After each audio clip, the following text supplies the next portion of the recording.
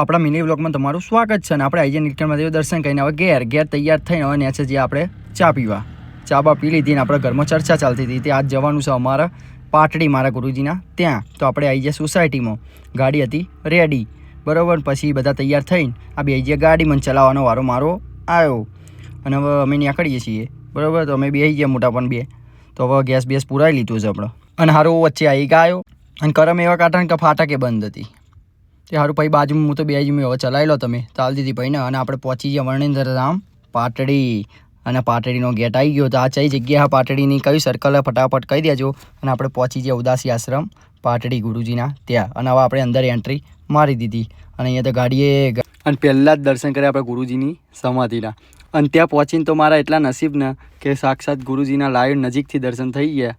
કેમ કે ત્યાં 3 દિવસ બહુ મોટો હવન અને હનુમાન દાદાનું પણ મંદિર તો દર્શન કરી લેજો.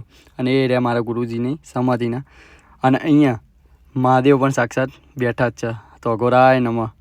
અને જગદીશ્વર મહાદેવના આપણે દર્શન કરવા જઈએ. પહેલાં તો જગદીશ્વર મહાદેવને હર મહાદેવ કોમેન્ટમાં લખી દેજો ફટાફટ. અને પછી નસીબ મારું કે મારા ગુરુજીના રૂમમાં દર્શન થયા. તો ત્યાં તો ફોટોગ્રાફી જોઈ લો મારા ગુરુજીના ફોટા. તો હવે આપણે મળીએ બીજા વ્લોગમાં.